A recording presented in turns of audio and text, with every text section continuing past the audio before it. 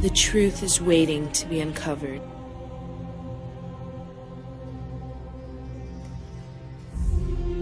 They've been corrupting our minds, decaying our bodies, entrapping our souls, leaving us to rot on this planet, each cycle becoming more meaningless than the last.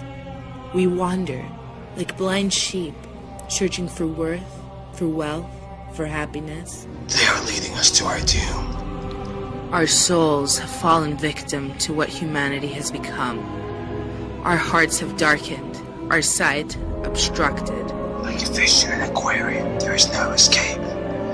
Our souls remain forever trapped in this prison of illusions. Distracted by anything and everything, from politics to the media to religion. Their eyes forever watching, Ruling, controlling. the powerful elite forces of this earth lie behind the scenes. And knowledge is our only power. The time has come for us to take that power back.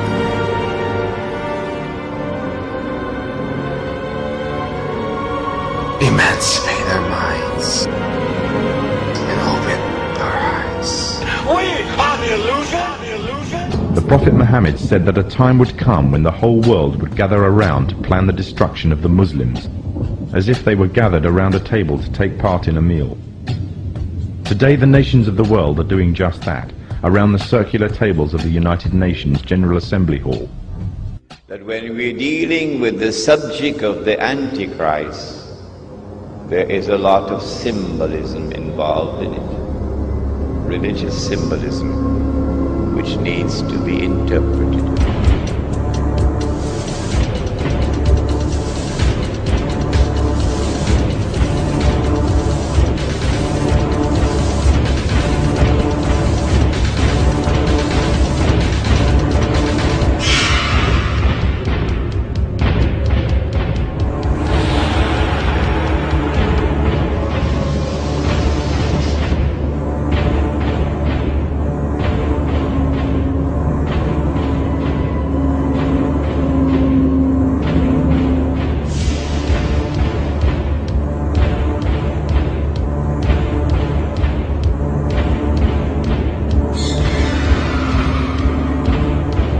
We have before us the opportunity to forge for ourselves and for future generations a new world order, a world where the rule of law, not the law of the jungle, governs the conduct of nations. When we are successful, and we will be, we have a real chance at this new world order, an order in which a credible United Nations can use its peacekeeping role to fulfill the promise and vision of the UN's founders.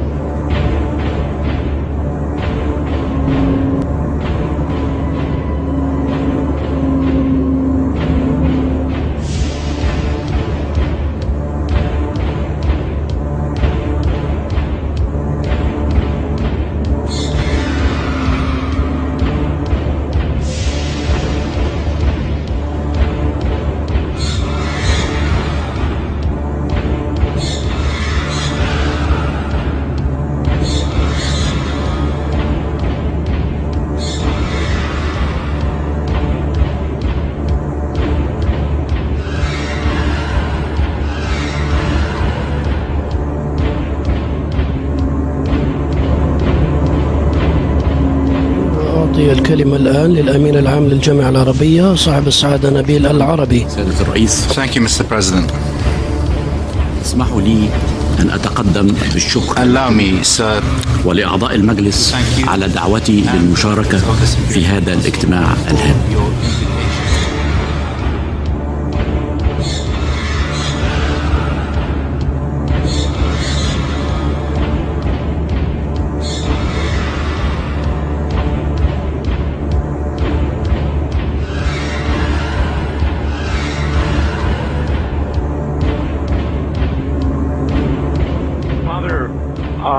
I've got an article here entitled "Two Eminent Churchmen Agree."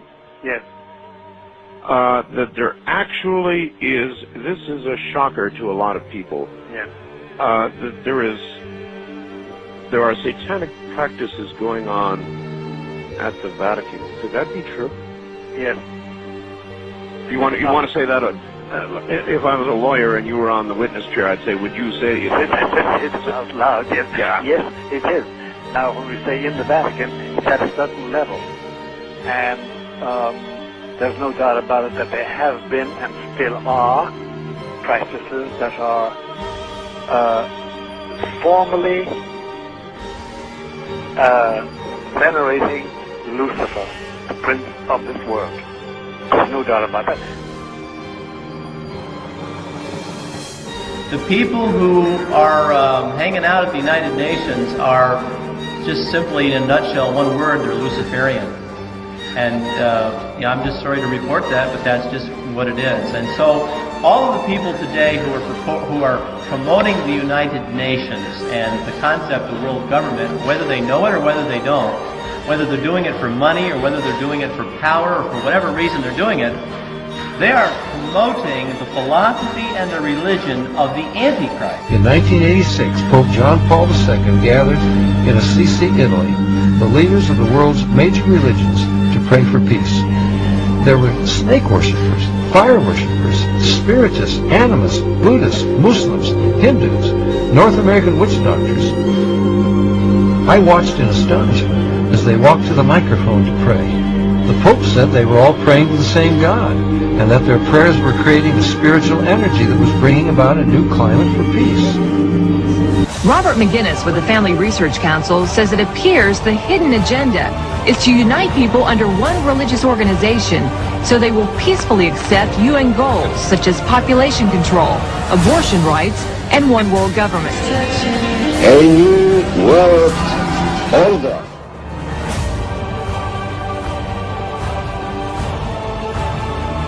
This ethnic cleansing that you're hearing about is Christian cleansing throughout the world. And as the Antichrist becomes more powerful, you're just simply going to see more and more and more of it. Now here, we have a picture of John Paul II hand in hand with the communist 33rd degree Mason, Nelson Mandela. Most all the blacks think that Nelson Mandela is the great black hope to South Africa. Here he is shaking hands with the communist Mikhail Gorbachev, who's also a Mason. We are in the middle of spiritual warfare. But the point is that I think some of us at least are here because we realize that there's a real problem today. But the people who are on the outside looking in, this is not what they see. They're watching leadership of the Catholic Church meet with members of the Communist Party, like Togliatti in Italy. And they're asking themselves, how can this be? I think we're in the last days. How we got here is anybody's guess, I suppose.